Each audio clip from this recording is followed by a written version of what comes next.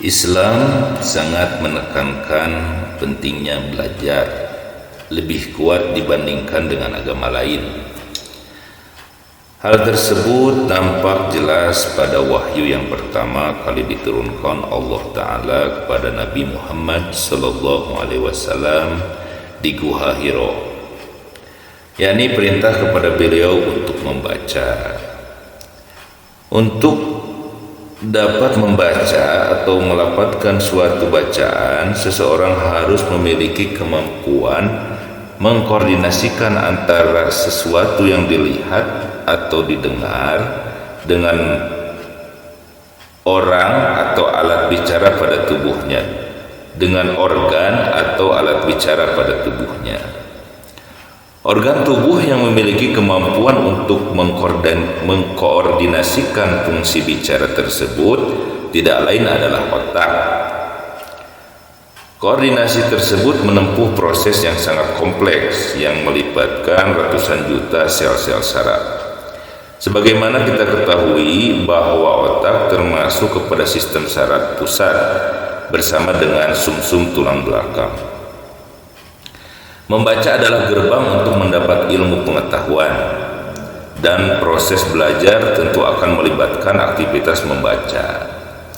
Berbeda dengan Nabi dan Rasul sebelumnya, Nabi Muhammad SAW meninggalkan kepada umatnya warisan yang luar biasa dan sangat bermanfaat untuk pemandu kehidupan di dunia dalam menggapai kebahagiaan pada saat hidup yang pertama di alam dunia maupun kehidupan kedua di alam akhirat kelak, yaitu ilmu prinsip belajar dalam Al-Quran dan As-Sunnah. Tidak terbatas pada ilmu agama saja, tetapi meluas hingga ilmu yang bermanfaat untuk memenuhi hajat manusia. A'udzu billahi minasy syaithanir rajim. Yarfa'illahu alladzi amanu minkum walladzina utul ilma darajat. Wallahu bima ta'maluna khabir.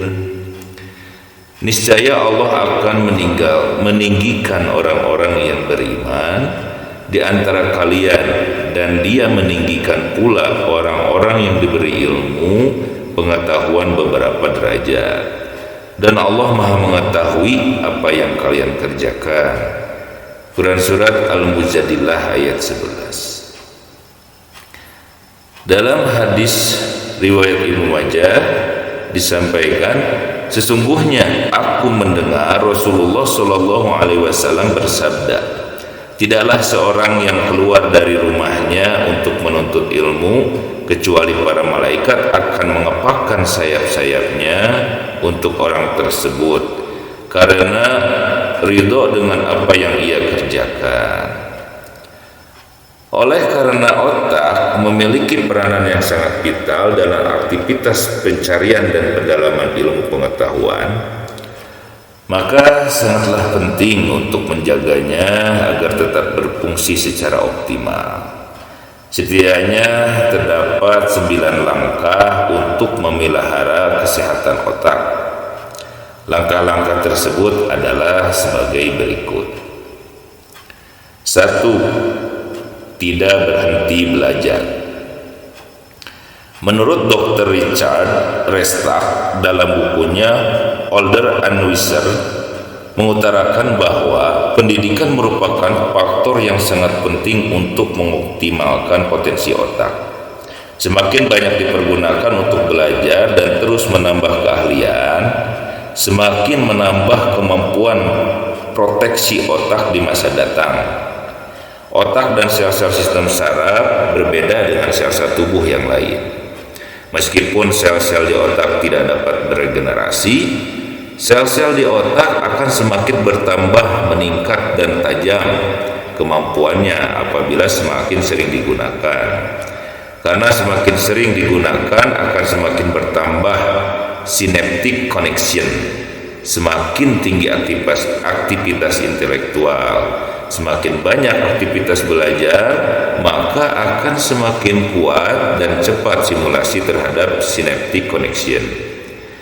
Abi Abdullah Samsuddin bin Utsman Az-Zahabi menulis, semakin kuat dan semakin sering organ tubuh dilatih secara teratur, termasuk otak, maka apabila Anda menghendaki ketajaman memori dan kapasitas intelektual, perbanyak belajar menghafal Al-Quran dan perbanyak dzikir kepada Allah dengan baik dan benar. Alangkah baiknya apabila kita membiasakan paling sedikit 20 menit, paling sedikit 20 menit setiap hari untuk membaca, memperluas ilmu pengetahuan dan menerapkannya dalam aktivitas keseharian. Yang kedua, sibukkan diri dengan berbagai aktivitas mental. Berdiskusi dengan teman, rekan dalam organisasi, seminar ataupun dengan anggota keluarga. Rasulullah Shallallahu Alaihi Wasallam bersabda, barang siapa meniti jalan untuk menuntut ilmu, maka Allah akan mempermudah jalannya ke surga. Sungguh para malaikat merendahkan sayapnya sebagai keridhaan kepada penuntut ilmu. Orang yang berilmu akan dimintakan maaf oleh penduduk langit dan bumi hingga ikan yang ada di dasar laut. Kelebihan seorang alim dibanding ahli ibadah seperti keutamaan rembulan pada malam purnama atas seluruh bintang. Para ulama adalah pewaris para nabi, dan para nabi tidak mewariskan dinar dan dirham. Mereka hanyalah mewariskan ilmu. Barang siapa mengambilnya, maka ia telah mengambil bagian yang banyak. Hadis riwayat Abu Daud. Studi menunjukkan bahwa pemanfaatan waktu dengan aktivitas positif akan mengurangi resiko terjadinya demensia atau kepikunan. Maka alangkah ruginya dan buruknya seandainya kita isi waktu dengan perkara yang tidak bermanfaat. Misalnya nonton televisi berjam-jam atau chatting di telepon genggam. Rasulullah telah memperingatkan. Nabi Shallallahu Alaihi Wasallam bersabda, dua kenikmatan yang sering dilupakan oleh kebanyakan manusia adalah kesehatan dan waktu luang. Hadis riwayat Bukhari. Yang ketiga, beraktivitas fisik secara teratur. Pepatah Arab kuno mengatakan, otak yang sehat terdapat pada tubuh yang sehat. Adalah sebuah ungkapan yang tepat, sebagaimana umat Islam diperintahkan untuk mengajarkan kepada anak-anaknya untuk belajar memanah, berenang, dan menunggang kuda. Aktivitas aerobik seperti berjalan, berlari, berenang, dan lain sejenisnya dapat memperbaiki kadar kolesterol dalam darah, tekanan darah, sehingga dapat memperbaiki sistem jantung dan pembuluh darah. Karenanya suplai darah dan oksigen lebih efektif. Di samping itu juga akan meningkatkan fungsi pernapasan, sehingga kualitas oksigen semakin optimal. Yang keempat, mengkonsumsi makanan yang sehat dan menghindari yang merusak. Ya ayyuhalladzina amanu kulu min tayyibati ma razaqnakum washkuru lillahi in kuntum iyyahu ta'budun. Hai orang-orang yang beriman, makanlah di antara makanan yang baik-baik yang kami berikan kepadamu dan bersyukurlah kepada Allah jika kamu benar-benar hanya kepadanya menyembah. Al-Baqarah 172. Tentang makanan dan minuman yang bermanfaat untuk kesehatan otak, insya Allah akan dikupas pada majalah Risalah edisi berikutnya. Yang kelima, tidur pada saat malam hari yang baik.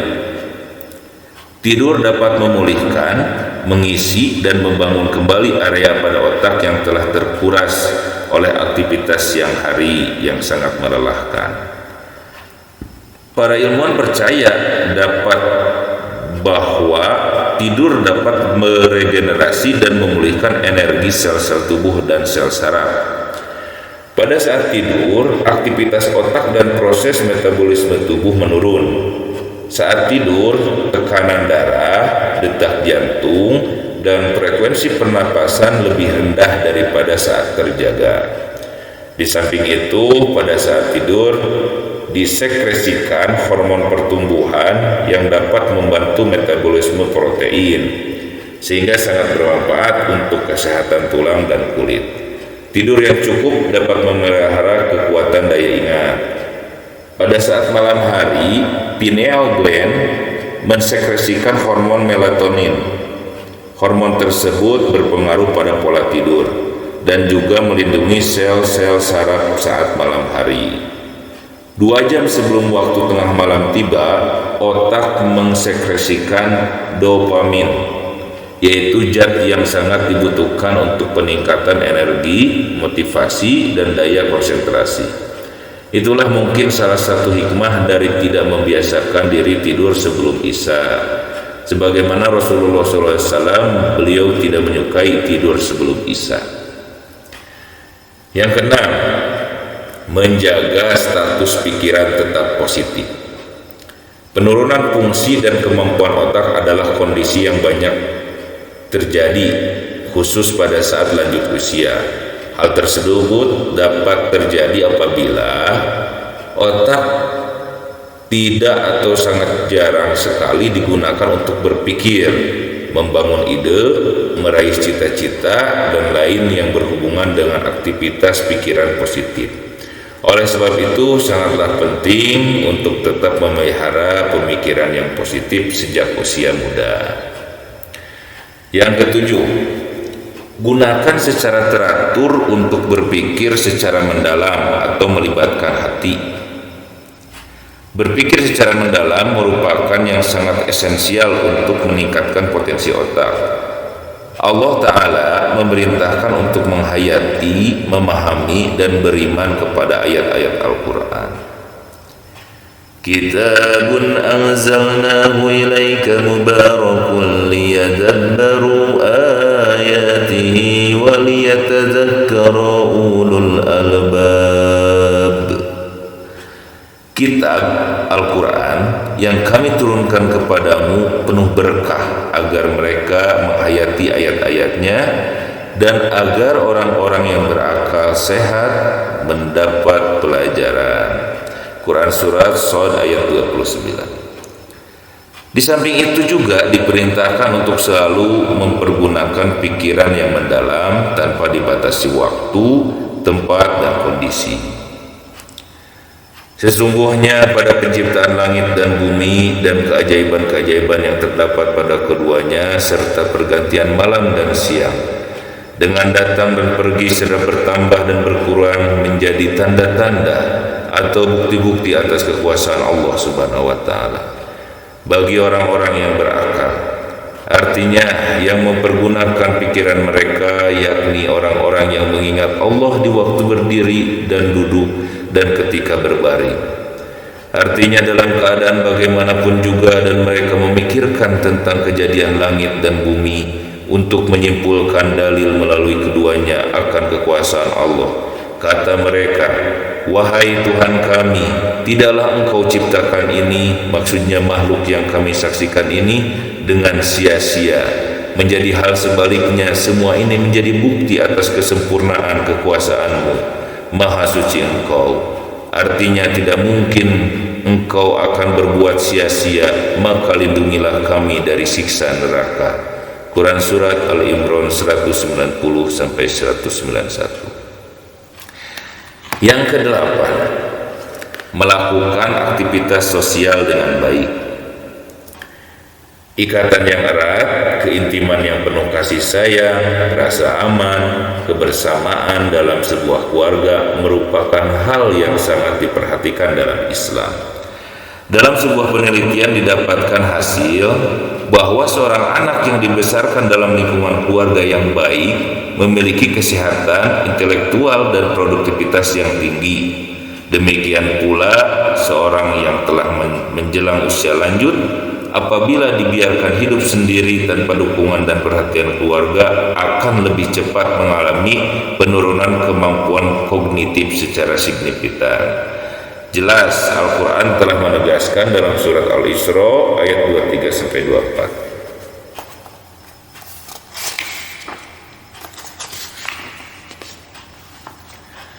Dan Tuhanmu telah memerintahkan agar kamu jangan menyembah Dia dan hendaklah berbuat baik kepada ibu bapa. Jika salah seorang di antara keduanya, maka hendaklah berbuat baik, atau keduanya berusia lanjut pengawasan dalam pemeliharaanmu, maka sekali-kali janganlah engkau mengatakan kepada keduanya perkataan "ah", dan janganlah engkau membentak keduanya, dan ucapkanlah kepadanya perkataan yang baik, dan rendahkanlah dirimu terhadap keduanya dengan penuh kasih sayang, dan ucapkanlah, "Wahai Tuhanku, sayangilah keduanya sebagaimana mereka berdua mendidik aku pada waktu kecil." Ikatan persaudaraan dalam Islam melebihi ikatan darah, karena keamanan, kenyamanan, kasih sayang dibangun di atas landasan keimanan. Kondisi tersebut akan membangkitkan aktivitas dan kreativitas berpikir yang positif. Innamal mu'minuna ikhwatun fa aslihu baina akhwaykum wattaqullaha la'allakum turhamun. Sesungguhnya orang-orang yang mukmin adalah saudara. Karena itu damaikanlah antara kedua saudara kalian dan berdakwalah kepada Allah supaya kalian mendapat rahmat. Quran Surat Al-Hujurat ayat 10. Yang terakhir, yang ke-9, yaitu kurangi stres. Hasil penelitian para ilmuwan membuktikan bahwa stres yang berkepanjangan akan merusak daya pikir, karena akan menjadi peningkatan kadar kortikosteroid dan adrenalin dalam darah. Selain itu, stres yang berkepanjangan dapat meningkatkan pula radikal bebas yang sangat merusak kesehatan badan. Untuk mengurangi stres, seorang muslim hendaklah menyadari bahwa semua kejadian yang menimpanya merupakan ujian dari Allah Ta'ala. Bersabar atas ujian tersebut akan meraih pahala yang luar biasa. Tiada suatu bencana pun yang menimpa di bumi ini, dan tidak pula pada dirimu sendiri, melainkan telah tertulis dalam kitab di Lauhul Mahfuz sebelum kami menciptakannya. Sesungguhnya yang demikian itu adalah mudah bagi Allah. Kami jelaskan yang demikian itu supaya kamu jangan berduka cita terhadap apa yang luput darimu, dan supaya kamu jangan terlalu gembira terhadap apa yang diberikannya kepadamu. Dan Allah tidak menyukai setiap orang yang sombong lagi membangga-banggakan diri. Quran Surat Al-Hadid ayat 22-23. Ibnu Qayyim Al-Jauziyah dalam kitabnya Miftahus Sa'adah menyatakan, aktivitas otak dipengaruhi oleh kemarahan, rasa lelah fisik dan psikis. Wallahu a'lam bishawab.